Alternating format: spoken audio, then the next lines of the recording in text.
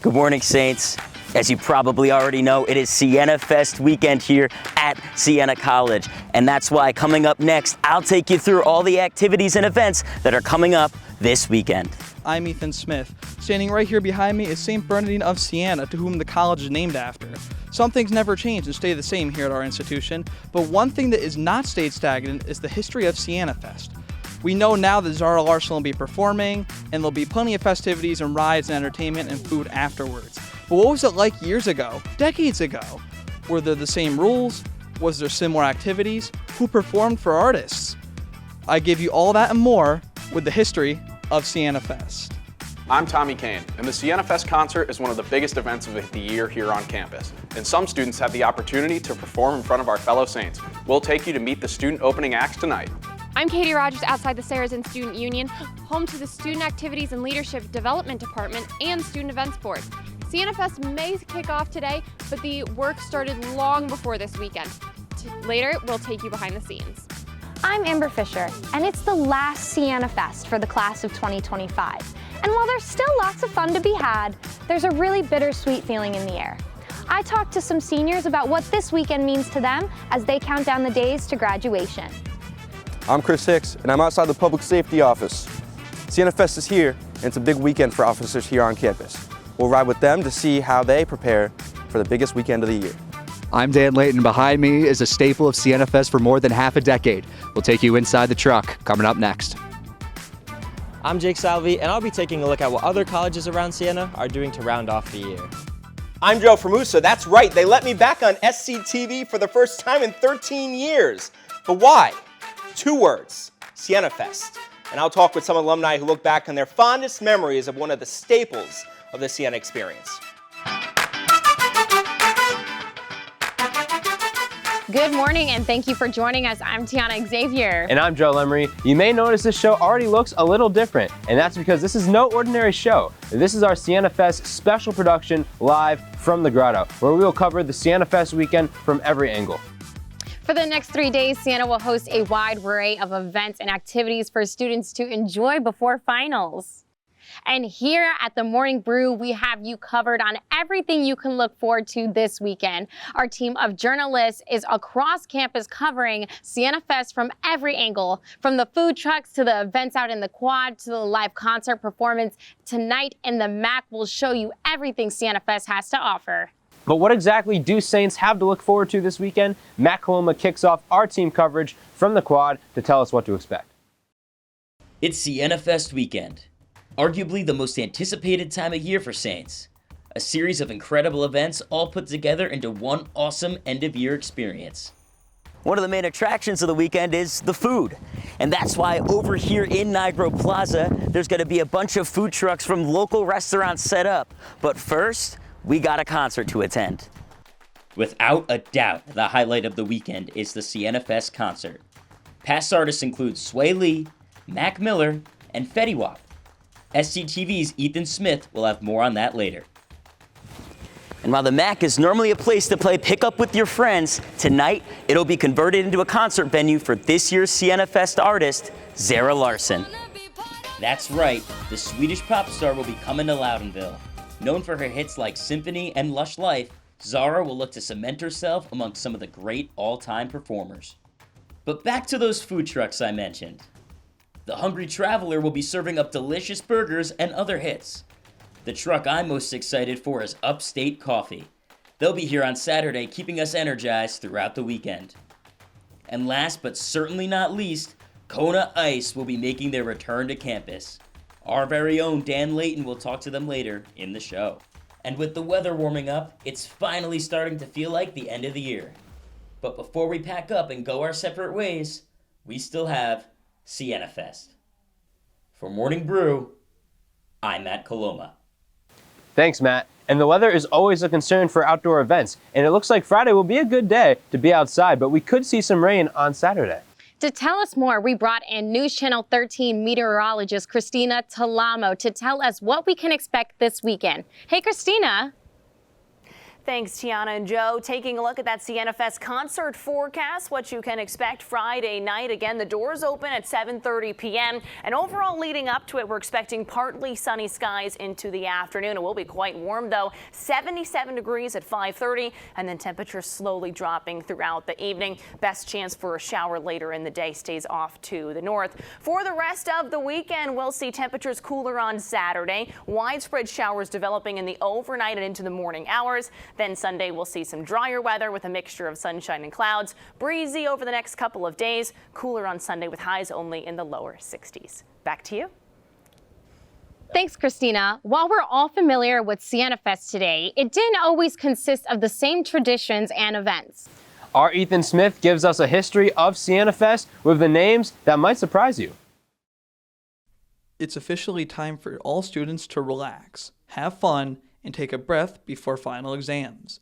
That's right, it's time for Siena Fest. But it wasn't always this uniquely named tradition. So to figure out what it was like, I spoke to Siena alum and longtime resident friar, Father Daniel Dwyer. I went to school here as a student back in the 70s, and I was trying to remember if we had Siena Fest. We didn't, I don't think, but we did have usually a spring weekend. And one year I was looking in the yearbooks, they even had a winter weekend and a fall weekend. In fact, the coined term Siena Fest wasn't even used until the back end of the 20th century. Siena Fest itself came at some point when I was teaching in the late 1980s, early 90s. As we get ready for the Siena Fest concert, it may interest you to know that not only has the college hosted artists such as Zara Larsson, Kyle, and Sway Lee, but even some musical legends. One of the people I saw here one day as a student was John Denver, who was kind of new, but he was getting a snack here on campus, and then he performed that night. And it may have been something like a spring weekend, or it might have just been John Denver concert. Now this really intrigued me. Thank you, Father Dan. John Denver, Siena, performing music at the college? Who would have thought? But it turns out that John Denver wasn't the only big name to ever perform here. So now, thanks to some help from the library archives and some helpful hints and notes from WVCR Radio, I'm about to give you a notable list of who's performed at Siena College. With the tools I was given and some deep diving, I found that not only John Denver, but Sum 41, Walls of Jericho, Third Eye Blind, Harry Chapin, the Dropkick Murphys, and even Smash Mouth all at one point came and played at Siena. And while Siena Fest is a time to let loose before finals week, don't let the time gap fool you. The celebration was just as wild, if not crazier, back then. Sometimes I remember Siena Fest could be kind of wild. I can remember people doing beer slides outside on the lawn, and I think it seems like it's a little tamer now. I don't know. It is something that students seem to look forward to. I think it's kind of a before exam thing, and it's an end of the semester and the nicer weather sort of thing usually. So now we have an idea of what celebrations at our college looked like in the past. But how does it stack up with the meaning of Siena Fest in the present? It's a day to let loose, to just have fun with your friends, not worry about anything else, to just, like I said, have fun and just enjoy it. It's a nice memory that everyone can collectively enjoy and recollect in the future, and I'm glad that I'm a big part of it. So now you're well versed in the history of Siena Fest, and you've heard how these events have been a staple of Siena life, both past and present. Now it's up to you. Contribute to our rich history, celebrate, and have an awesome, safe Siena Fest. Reporting with the Morning Brew in Loudonville, I'm Ethan Smith. Thanks, Ethan. And the Siena Fest concert tonight is something most Saints are looking forward to, but this concert is even more special for some of our classmates. The opening acts for tonight's show will include a couple of Siena students. Tommy Kane met up with them to talk about their plans for tonight's big show. While Siena Fest is known for all sorts of things like the carnival, food trucks, and enjoying the warm weather with friends, the pinnacle of the weekend is the Siena Fest concert, with Zara Larsson set to perform this year. Each year, the concert hosts a student opener ready to show their fellow Saints their musical skills. This year's Siena Fest has the privilege of hosting not one, but two student acts. Seniors Daniela Gerbasi and Austin Crossley will take the stage tonight in two different ways, one as an artist and one as a DJ. I spoke to both of them on what it means to be able to perform at such a big event. I was genuinely in disbelief when I first won. I wasn't expecting it, but I could not be more grateful to be opening for Siena Fest. I'm so excited to perform, especially for my senior year and with all my friends there. It's going to be such a fun time. Yeah, no, I mean, it's a pretty cool honor to play Siena Fest, you know, just because it's like the one time per year that everyone comes out and we can all just pack together, you know, for the whole weekend and just have a concert and just have fun just listening to some of our favorite songs. You know, doing this only for a little under 2 years, you know, it's really crazy. Like, I just got this little board when I was in my bedroom, and, you know, I really loved it. I love bringing people together with music and through dance music, and, you know, just being able to share that with everyone and have a full stage with a full stage and a professional sound setup is really crazy. So, you know, it's definitely different from how we started. Before Siena students can get up and perform in front of a crowd like this, they need to go through planning and prepping to bring down the house. My first thought is the students. So I want to be performing songs that the students are going to love, that the students are going to know the lyrics to, they can sing along. They are my focus, and then I think about, okay, what do I want to bring to this? Because Siena Fest is for Siena students, so naturally I want to pick a lineup that they're going to enjoy. Once I got the songs, which I'm not revealing just yet, but once I got the songs, then I start rehearsal times, and I got a band together, and we've been rehearsing, and we're so excited to show you what we've prepared. I have a full stage, so I want to make sure the music is as energetic and as fun as possible. So I'm definitely going to, you know, play songs that I feel are really fun, and it's going to be a little different from what people are used to, but it's going to be really fun. And everyone who knows me and who knows why I started DJing, you know, with like house music and dance music, is definitely going to have a great time to start. So it's going to be great. It's going to be a great time. As you can see, this year's Siena Fest will be one to remember, and you won't want to miss it. Be sure to grab a ticket today if you haven't before it's too late. Practicing my frat flick for SCTV, I'm Tommy Kane. Thanks, Tommy. And while a lot of us are excited to see Zara Larsson perform tonight, it's important to remember the people that are working tirelessly behind the scenes to make this weekend happen. Our own Katie Rogers spoke with the Student Events Board as they prep and plan for this weekend. Siena Fest is so much more than just the concert. There's so much that goes into making this weekend unforgettable for everyone from freshmen to seniors and faculty. Activities and Leadership Development Department and Student Events Board have been working around the clock to make Siena Fest possible. Chair of the Saracen Student Union, the Student Activities and Leadership Development Department helps prepare the event, while the first floor is home to the Student Events Board, who has been working to get tonight's concert as well as this weekend's festivities ready for all saints to enjoy. Team of 5, so my main roles and responsibilities are advising our Student Events Board, and then the other half is kind of overseeing and supervising our Saint Orientation team. So I'm kind of in those two different worlds, but yeah, kind of those two things are my main responsibilities. Student Events Board President Stephanie Davis has been working alongside Siena Fest co-chairs Diego Tapia and Aaron Basine to make sure that this annual Siena tradition lives up to expectations. I think being able to be a part of it and kind of look over the boys that are planning it just makes me feel like I'm part of something bigger than myself. Curious how Siena picks the Siena Fest headliners? SALD's Assistant Director Bella Zaccardi was able to shine some light on the picking process. So we work with a middle agency that kind of helps us with the world of entertainment and performers. So we go through kind of our survey results of like what kind of the vibe is that students want for the show the upcoming year. And we kind of use that. We put together a really long list of different performers that we might be interested in, and then we're able to send that off to our middle agency to kind of help us through who's actually within our budget range, who's doing college shows, and kind of can narrow that down for our kind of concert co-chairs to go through and figure out who we can bring together. This year, the stage is set with opening acts Daniela Grabasi and DJ HB Monte. And the headliner is none other than Zara Larsson. Tickets are still on sale for $25, and the doors open at the MAC at 7:30 p.m., so be sure to get a spot in line. Hope that we see a lot of students this year at this year's Siena Fest. I know SCB has been working really hard to put together some really great events, so just excited to see how this year wraps up. Reporting for the Morning Brew, I'm Katie Rogers. Thanks, Katie. Siena Fest happens once a year, so most students only have 4 chances at a rockin' Siena Fest. And it has to be bittersweet feeling for those who are graduating in just a few weeks to know that this is the last Siena Fest weekend here. Our own Amber Fisher spoke to the seniors about the feelings going on for their final ride. On the surface, this is just like any other Siena Fest, with frisbees flying and friends laughing. But for us seniors, this is the last time that we're going to be able to experience it as students, and that makes every moment just a little more meaningful. For underclassmen, Siena Fest means a break from the books and a look into summer. But for us seniors, it's not just another celebration. It's our last.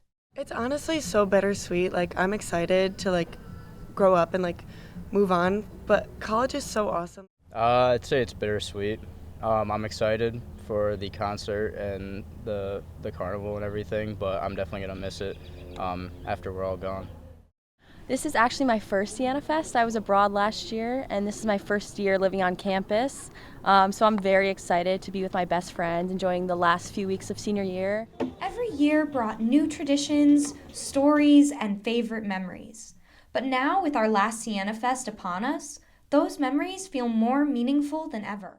I really like the carnival, and even though sometimes it's not exactly the most, high-tech carnival, it's a lot of fun just being outside with all your friends. I was here with my boyfriend and my brother's house, and everybody was we were actually out here in McCluskey, and it was just a great sense of community. I've actually met a bunch of friends through Siena Fest, which is kind of crazy.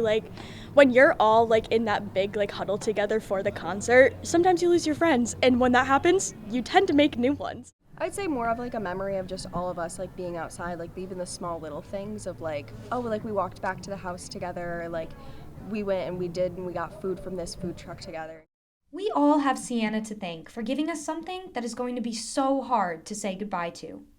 And for any underclassmen watching, Just do everything, because I didn't, and I definitely regret it. I mean, this year we have one more year, so I'm definitely going to do more. But yeah, just take advantage of what they have. The rides are fun. The concert's a great time. the class of 2025 knows this weekend marks the end of an era. But the memories will last long after the music fades. And for everyone celebrating this weekend, make sure to be responsible. Reporting from McCluskey Square with the Morning Brew, I'm Amber Fisher. Thanks, Amber. And still to come this morning, there will be several food trucks here on campus this weekend. But one is here this afternoon to raise money for a good cause. I sat down with someone from Alex's Lemonade Stand as they continue to raise money for childhood cancer research. Plus, public safety plays a major role on campus during Siena Fest weekend. We took a ride with them to learn about the steps to keep students safe and how to have a responsible Siena Fest weekend. And it's the shaved ice we all know and love. We spoke to the owner of Kona Ice to learn more about their role during Siena Fest and to learn the proper way to make a snow cone. Don't go anywhere.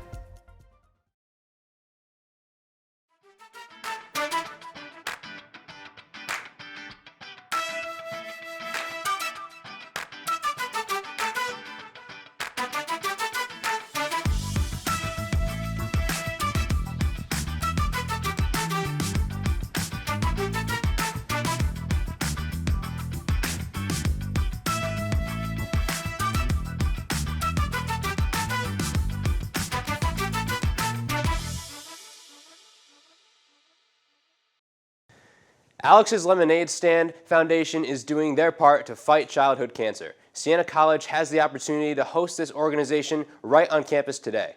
Today, I'm joined by Adam Paris, who is the communications team manager for the foundation. Adam, thank you so much for joining us today. Appreciate the time. Yeah, thanks so much for having me, Joe. So, talk to me about your role as communications team manager and sort of the aspects of what your job entails.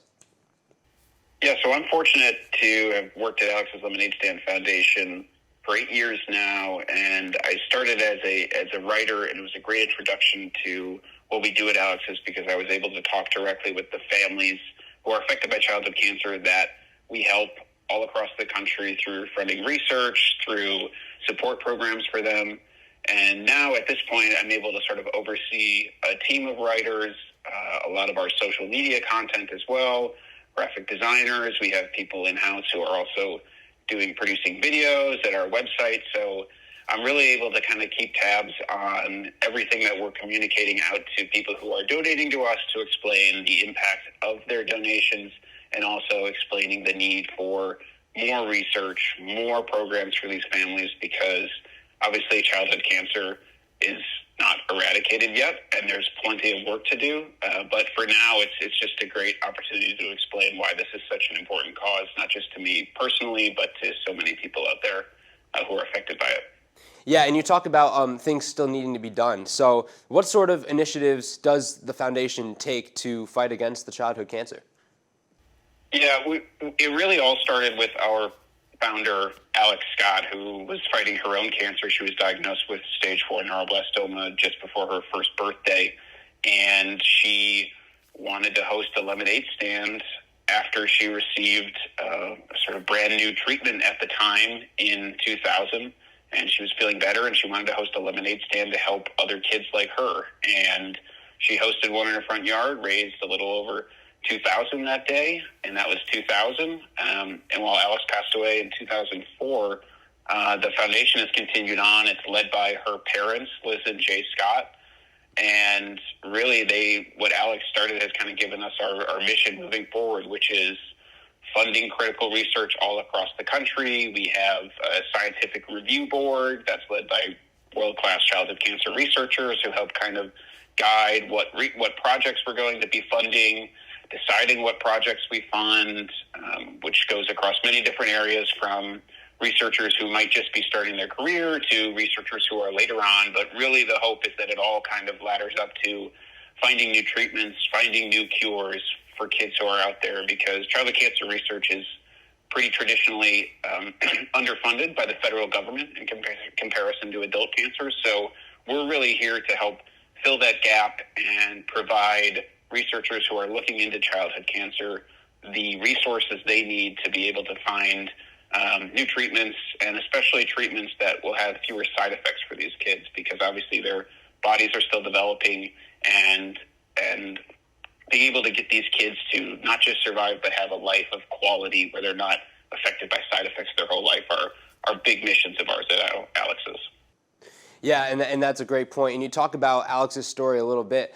So where does the lemonade aspect tie into all this? So what was the inspiration kind of behind starting that stand, and how does lemonade connect and contribute so much to ultimately the big goal here, which is to end childhood cancer? Yeah, I think one of the beauties of what we do at Alex's and what Alex Scott all started with her first stand is, it's funny, when she wanted to hold her lemonade stand, she was telling her parents, I want to hold a lemonade stand. She kept asking him over and over, and eventually one of them just asked, well, we can just buy you whatever you want, Alex. And she said, well, I don't want to buy something. I want to raise the money to give back to my doctors to help other kids.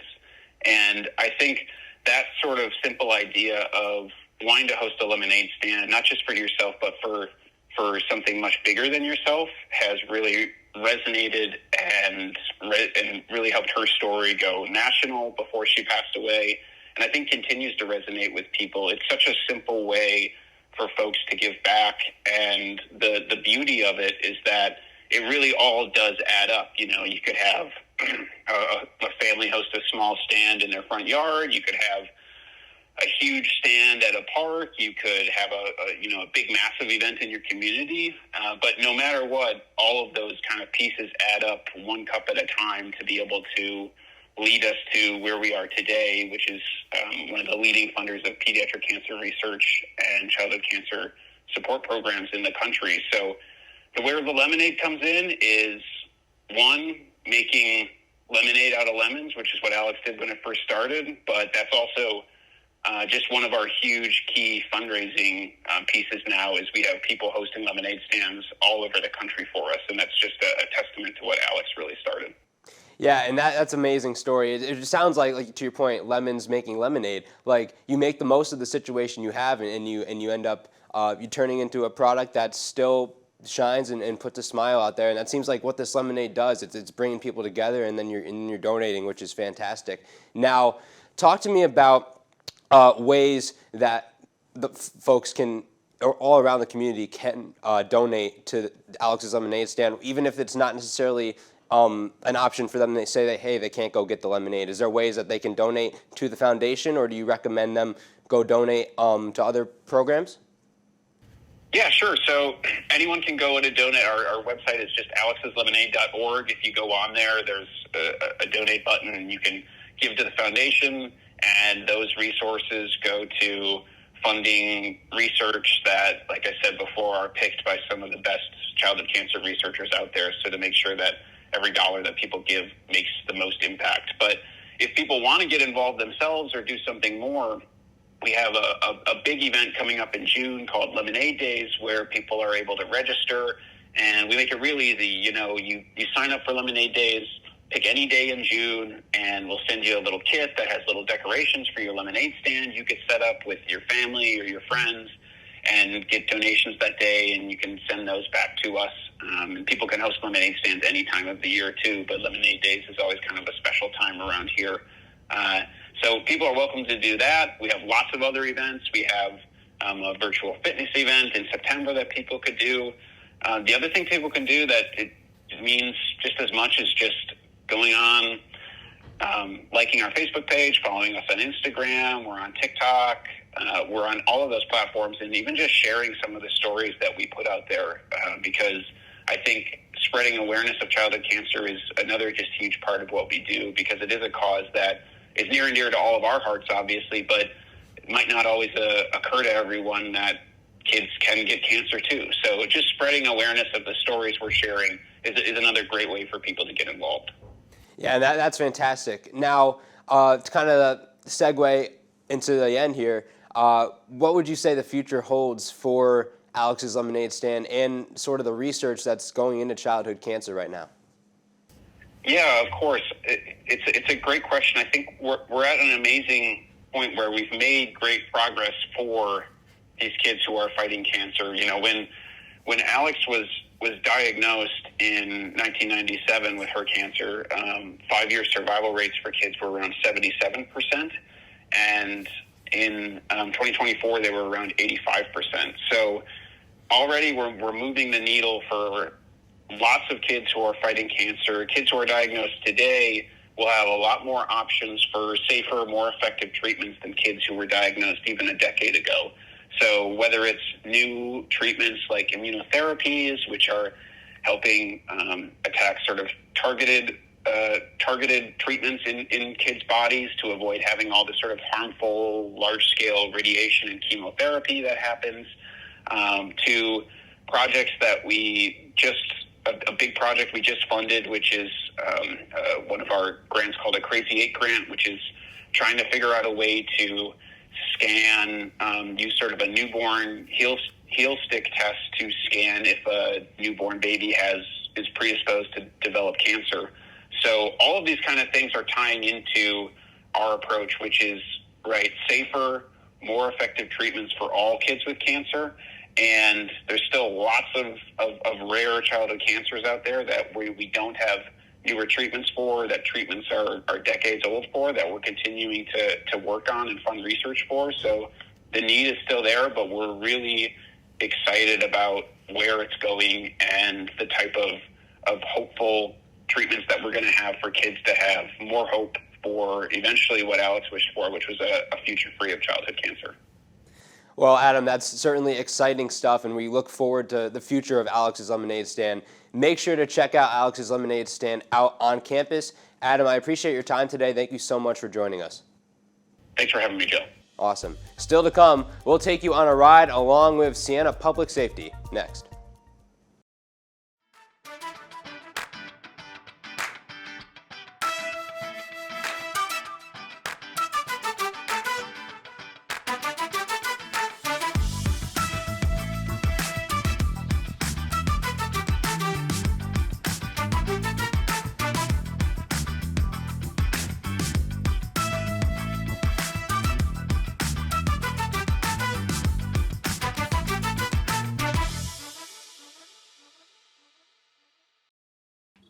Thousands of students will be partying, drinking, and soaking up the sun this weekend. With graduation just around the corner, it's important to stay safe before we enter into the real world. Public safety plays a major role in keeping us safe here on campus. Our own Chris Hicks took a ride with them to learn what they're doing this weekend. Today is the start of Siena Fest, and campus will be more active than it has been all year. Public safety is gearing up in preparation for the big weekend.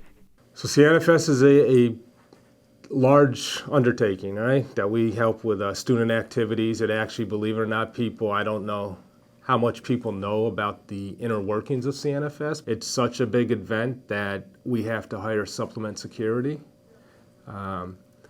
During the concert on a Friday night at Siena, for Siena Fest, there could be up to 30 public safety officers. Parties are also a big part of Siena Fest weekend. Of course, it's important to have fun, but public safety's goal is to make sure students do so while also staying safe. I think it's imperative that the students understand that don't allow a bad 20 minutes or one bad decision to reflect and be a reflection of your whole 4 years here at Siena. To be able to ensure the safety of students, some precautions are being taken this weekend. The townhouse area seems to be a gathering spot for the whole Siena community.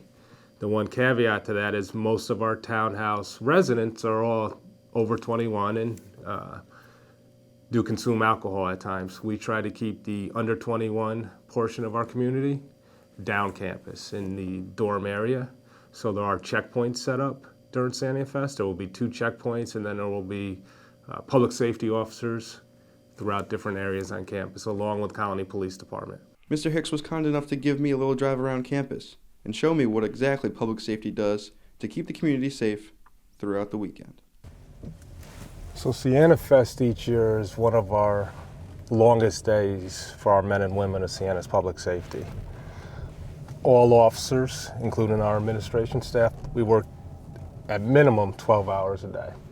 Saturdays, for concert-wise, obviously it's not as big, but there are different pockets of activity that go on throughout the college. There's some activities that go on in Paddock Green, there's some activities that go on in the quad. Obviously the townhouses are always busy. And the caveat to this year is that there's other sporting events. Lacrosse, softball will be on campus, which brings families and other individuals on the campus. All right, let's go take a look in the MAC and see how you guys set up. Absolutely. So what's going to happen then the night of the concert, which is Friday, lines will start to form, students will start to form that have tickets. They will start to form right behind the left field fence of the baseball diamond. Members of student activities will, let the students know what can be brought into the MAC, brought into the concert. Obviously, can't bring in any alcohol, any nips, things along those lines. You're not supposed to have those objects in there. The line actually moves pretty quick as we enter into the MAC here. There will be a single line here as we go, but a second line will form down here. So what happens as students start to come into this area, there will be some stanchions set up in front of these new pillars. Obviously, the college did a great job with this lobby here. We want to make sure that these stay intact. There'll be stanchions around them and kind of close them off so nobody accidentally bumps into them or anything along those lines. We'll have security personnel inside here. We'll actually have security personnel over in this general area to the bathroom in case anybody gets sick in the bathroom or needs any assistance in the bathroom. We'll have different members from our student activities team out here assisting along the way.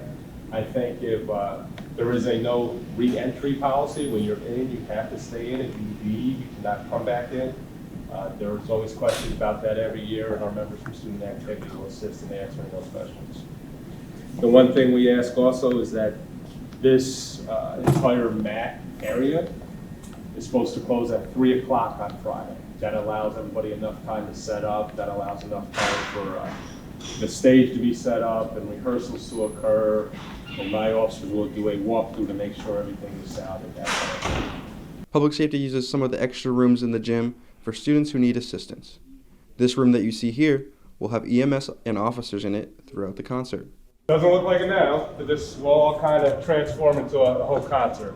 We'll have basically drapery across here. That portion of the building will be closed down. Like I said earlier, there are some athletic events. We're hoping that they'll conclude By the time we have to shut down the building, we'll have security personnel sitting here to make sure nobody comes in the backside to try to enter the venue that are unticketed and stuff like that. People will come in, obviously enter this way, go right into the mat. We also took a walk down to the gym and learned where officers will be located throughout the venue while the concert is underway. It's the seniors' last hurrah, per se. Yeah. Seniors will only be on campus for a couple more weeks.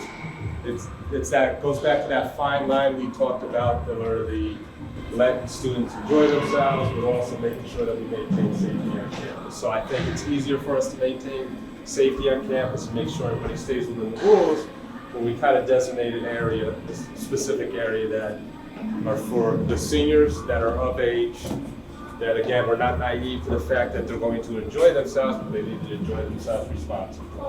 I think that's why we have to, I understand that it could be tough sometimes, it can suck sometimes, but we can't allow younger individuals or underclassmen go out there to party.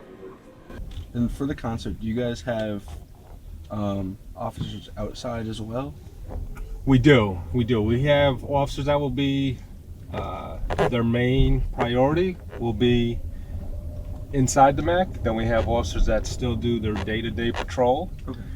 Obviously, it's Siena Fest, a lot going on and things along those lines. However, it doesn't mean our other portion, our daily job, stops.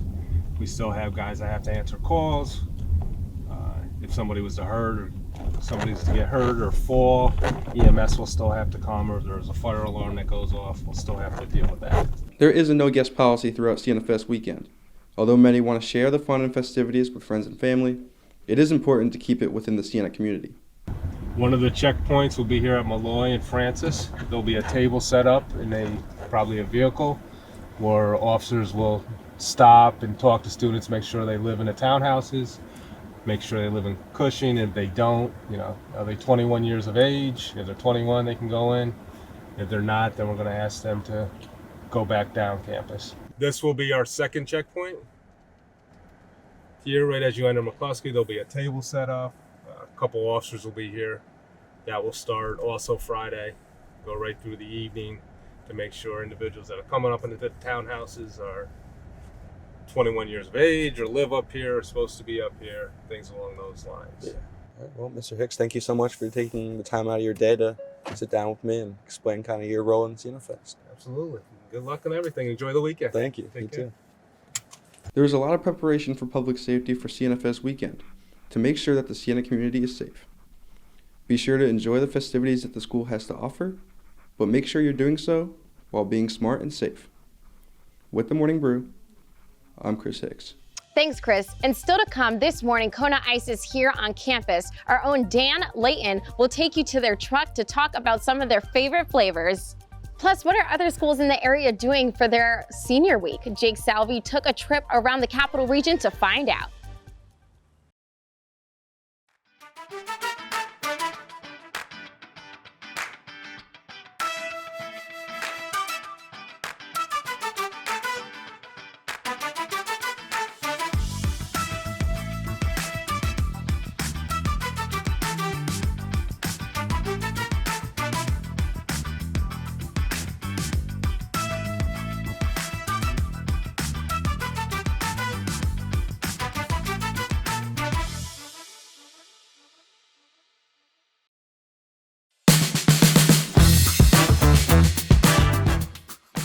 Welcome back. Kona Ice has been a staple here at Siena College for Siena Fest, and today I am joined by the owners, Joe and Nancy Gonzalez. So first off, just to start off with a couple of questions. When did you start with working with the truck? Sure, we started 2019, just before COVID. So we've been in operation 6 years, proudly serving the community. Yeah. What has that experience been like for you guys?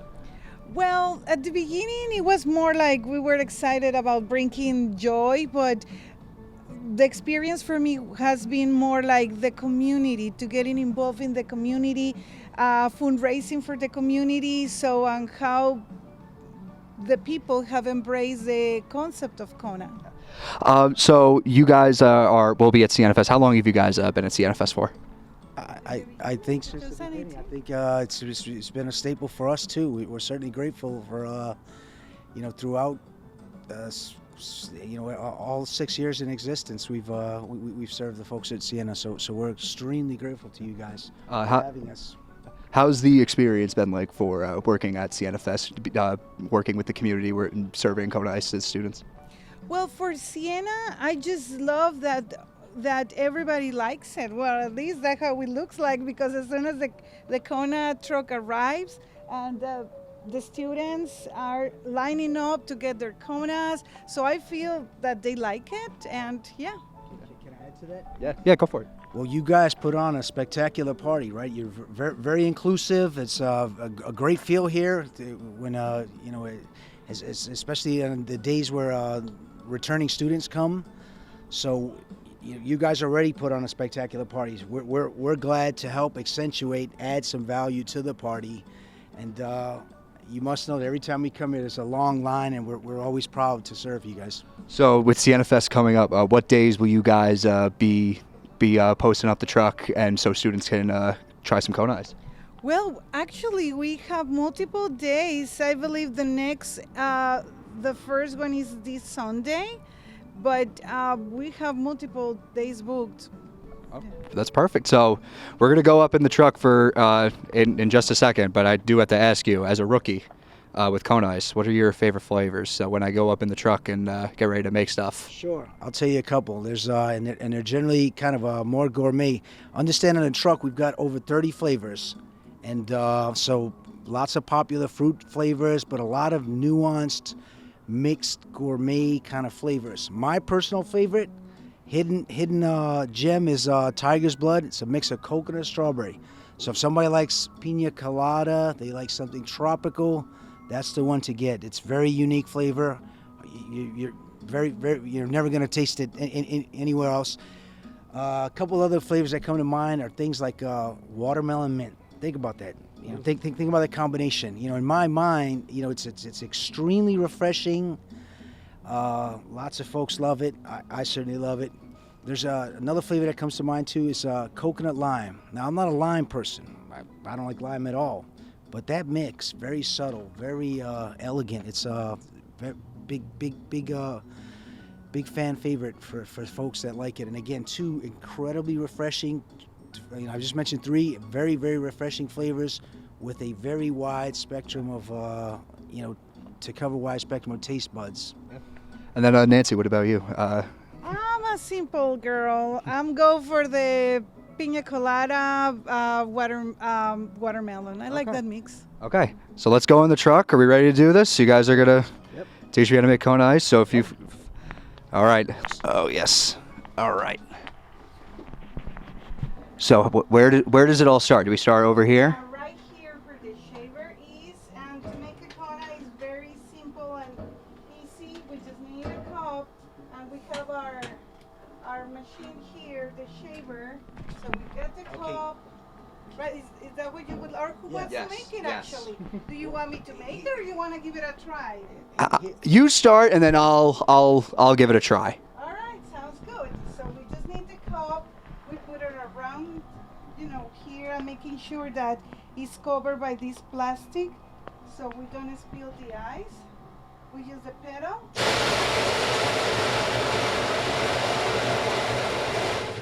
The beautiful ice is on the cup, and then you get the cone. So you might want to put the flavors outside or select the ones that we have here. Okay. So, Okay. Do you want to do actually? Let's go with that watermelon lime. I was very intrigued. Watermelon lime? Okay, it'd be my pleasure. Let me serve that. All right. Make sure I have it right. Well, there was a watermelon lime. This is watermelon mint and coconut Watermelon lime. mint. Sorry, watermelon mint. I apologize. Again, you're gonna like this, especially in an impromptu, very warm day like today. Oh yeah. Uncharacteristically warm for this time of year. Spring has sprung here for the third time, it feels like.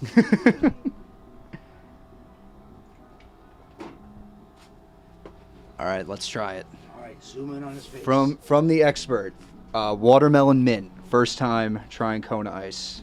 First time, really? First time, yeah. I know. Oh wow. So you could actually feel like the refreshing of the mint, but like also like the sourness of the watermelons. Certainly It's refreshing. surprisingly a very good mix. I'm with you entirely. Surprisingly In a good my mind, mix. That and coconut lime. How about this? How about you try coconut lime? All right, coconut lime. Why not? Let's do it. We can serve you folks too. You step up. All right, so let me grab coconut lime.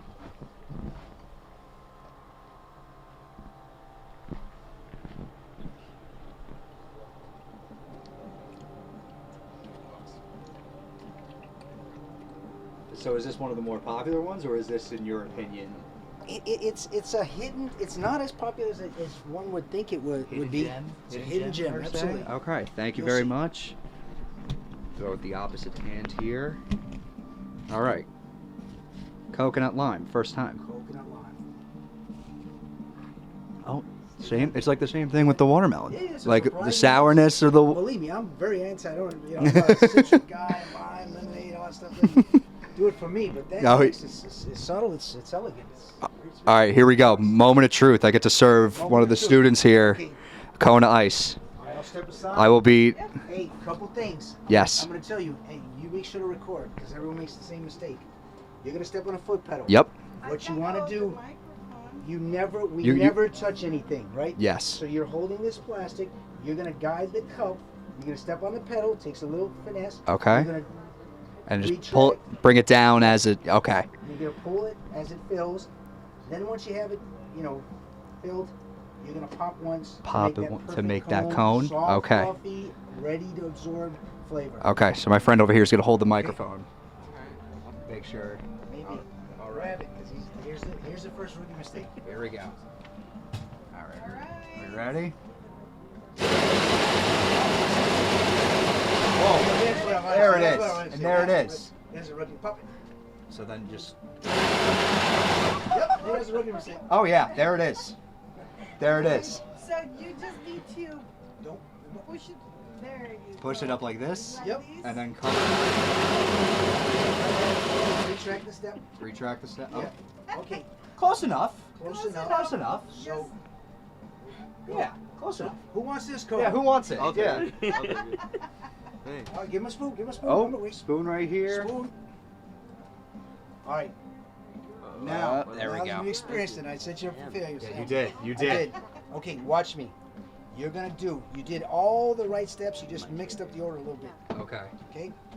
We're starting. You actually surprisingly better than most people by a lot. You know what? That's good. So, and by the way, you're hired. Thank you. Okay, so I'm gonna go again. I'm starting here just like you did. I'm pulling. I'm retracting the cup. Okay. I didn't do anything, and I'm just gonna pop it. Pop it up like that. Okay. All right, hey folks, who wants this cup? So we've got our top 10 flavors out there. I'm sure you guys know blue raspberry is the most popular. All right.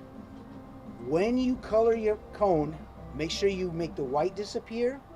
Make sure you leave it nice and shiny, and add a little extra so it sinks in. All right. Okay. Sounds good. Okay. He's gonna serve the next person. All right. I'm gonna serve the next person. I got the next one. All right. This is improvement. All right.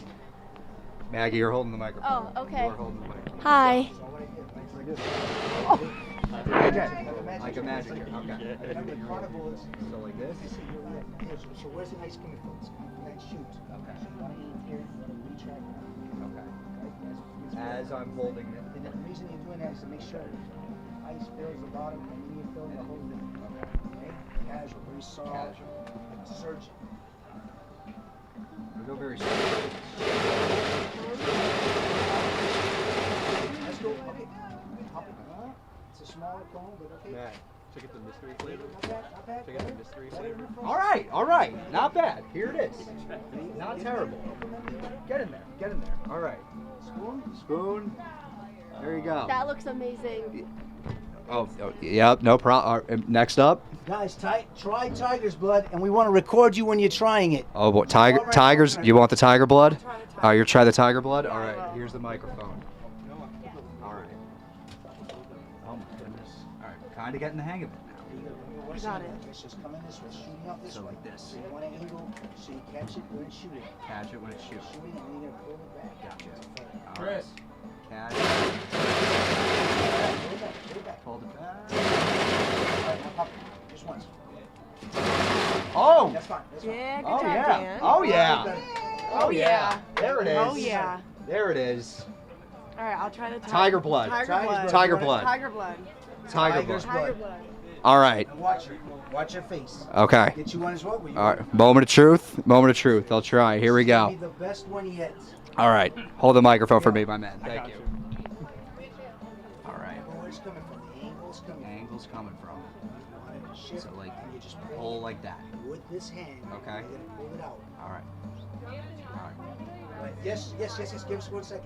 I want to catch that first. Oh, base. That's it. Perfect. Oh yeah. That was pretty good. A plus. A plus right there. A plus. Oh. All right. Remember, you're pushing this side. Yep. There you go. All right, watch the Thank tiger's you. blood. Testing on the tiger's blood. Tasting. All right. How's the tiger? Oh. That's a legitimate, honest.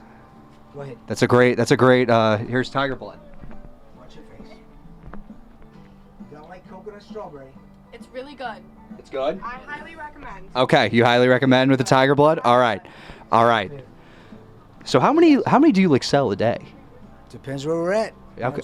Again, How Siena Fest- about on average at Siena? How about that? On average in Siena, we sell, I can tell you personally, the last time I was here, we served in excess of 400 students, so probably nearing 500 students. Okay. Oh wow. All right. So it's, All right. We're gonna go for another test run here. right? You just take care of some of this. Oh, okay.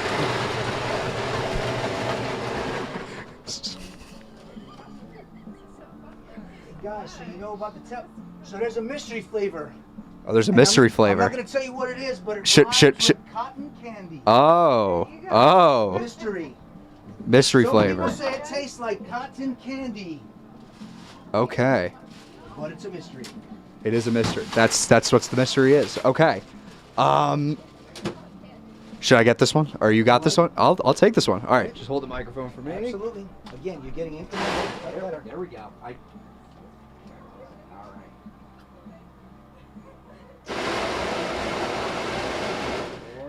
The angle. The angle. Still know with the angle. Yeah, look at the angle. So shooting this way, it's going to try to hit you right in the heart. Yes. So you So want like more to like this? catch it, catch that bullet. Yeah. Right there. Now pull it. That's good. Pop it. There you go.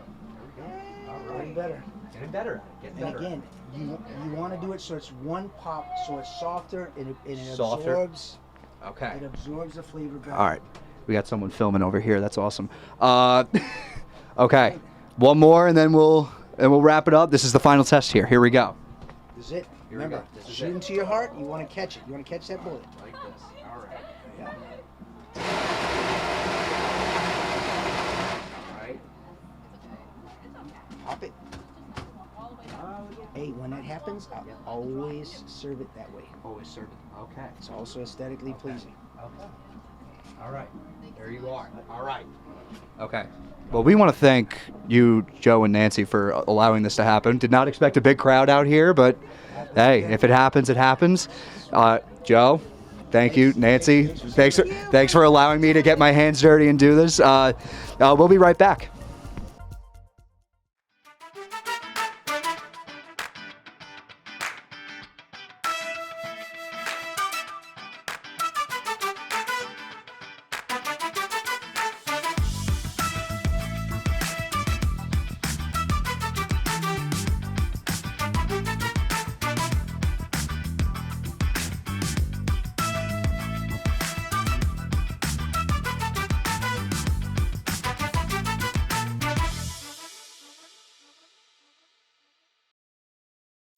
For Siena alumni, some memories never fade, and Siena Fest is one of them. Our own Joe Formusa is here to show us how this weekend continues to bring the past to life for those who once called Siena home.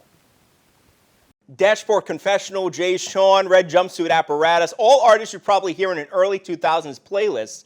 But believe it or not, those were some of the concerts held right here on campus during my 4 years here at Siena. When I talk with alumni, the annual weekend almost always comes up as a highlight of their Siena experience. So I spoke with some of them who also happen to work right here on campus about the meaning of this special event.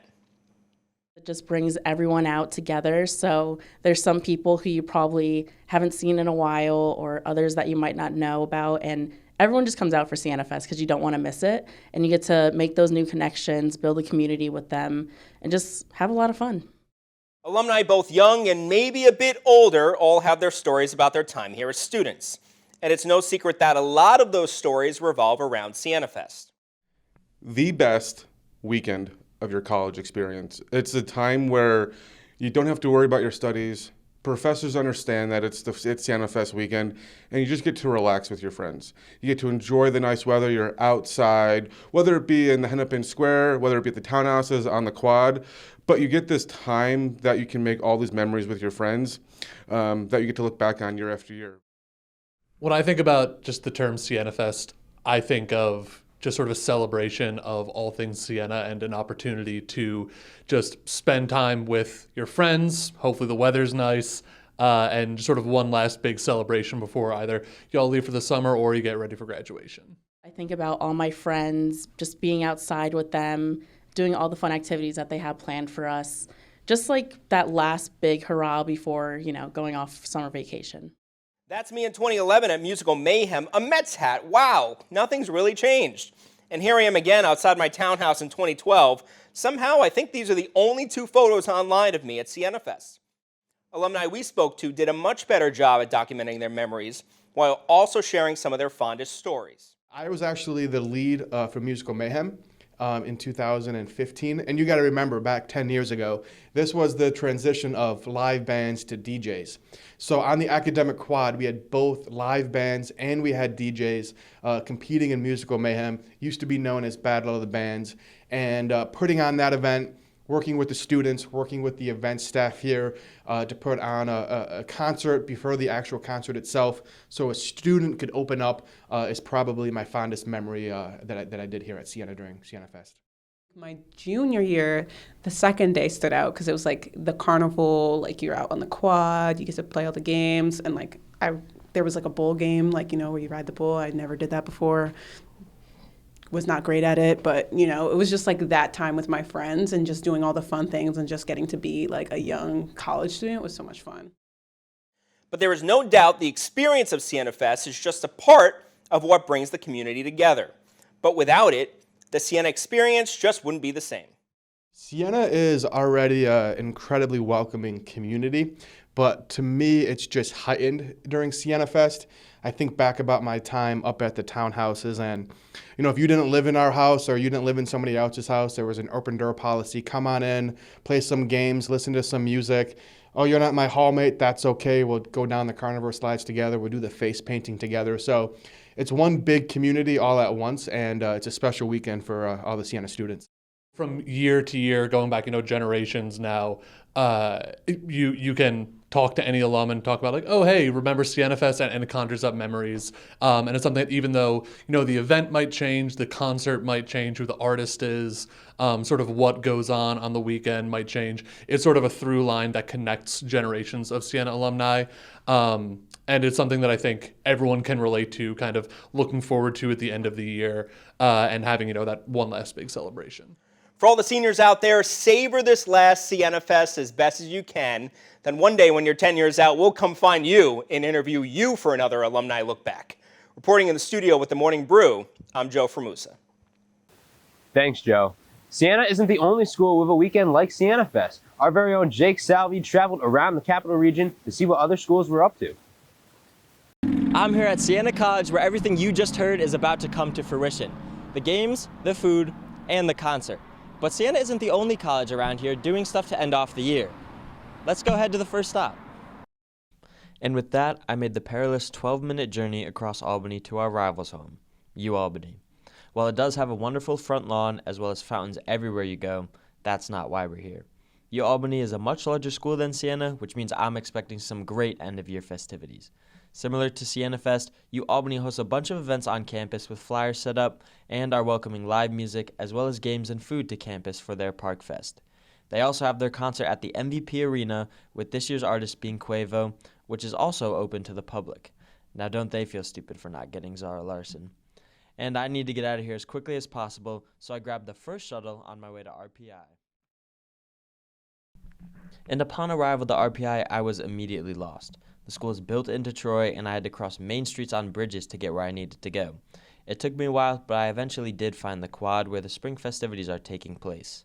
RPI has a famous festival called Grand Marshal Week, an event in the last week of March which boasts events like Twister, mini golf, laser tag, and more. They also hold a Battle of the Bands, but they don't have Daniela Gerbasi, so it doesn't matter. While that is in March, they also have activities and events throughout the summer to keep students coming back and having fun. And unfortunately, I took the shuttle here, so I had to face a lengthy 3-minute walk down the street to my final stop, Russell Sage. And when I got to Russell Sage, I immediately apologized to RPI for what I thought about being built into Troy. Sage's campus is built very beautifully into the streets of downtown. However, that did not stop me from getting even more lost. I became even more lost when I found out that Russell Sage doesn't host anything like Siena Fest, but rather multiple smaller events to enjoy around campus throughout the year. So the next time you want to complain about Siena Fest, remember what others got. And on that note, I need to figure out how to get back to Siena. Reporting from all over with the Morning Brew, I'm Jake Salby. Thanks, Jake. Still to come. Do you hear wedding bells? A Siena couple just got engaged right here at the Grotto. We'll introduce you to the soon-to-be married couple next.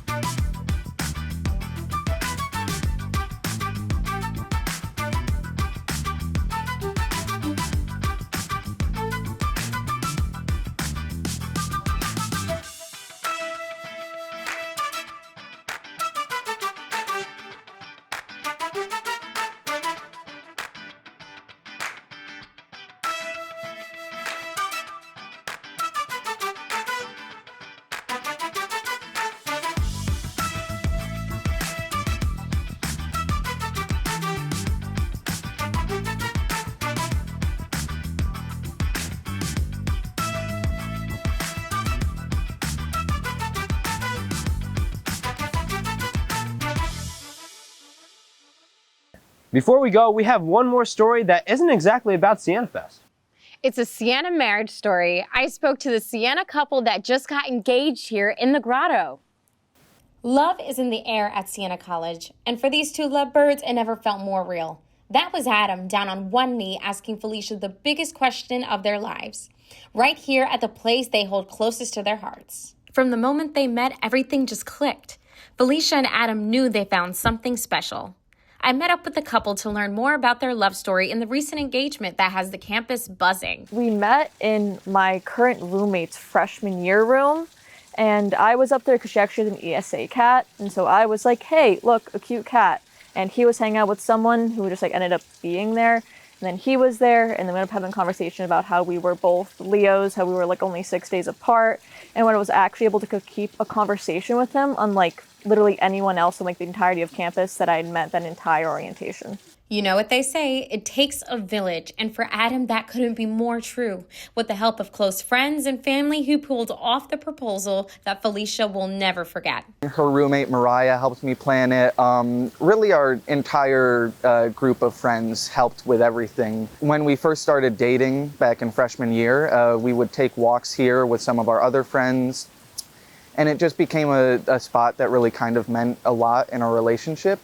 And she also told me that if I proposed on campus, it would have to be either at the Grotto or on Thompson Trail, and the Grotto seemed like a nicer area, so I figured if I have to pick between the two, I'd pick here. When Felicia first came to Siena, she really reconnected with her faith, and so when she met Adam, who shares the same values, everything just seemed to fall right into place. In high school, I was never really into religion and stuff like that. I was, but I wasn't. And coming here, meeting him, and he's pretty religious, also kind of helped me open that. And also, of course, meeting him means a lot because I met my person, and so this place will probably be in my memories forever. Things have just gone places that I can't, I didn't even imagine they would, and it's been great ever since. And I'm really excited to move forward. She's still going to be here next year, but I'm going to Albany Law, so I'll be in the area and I'll keep visiting, and yeah, Siena will always be part of me.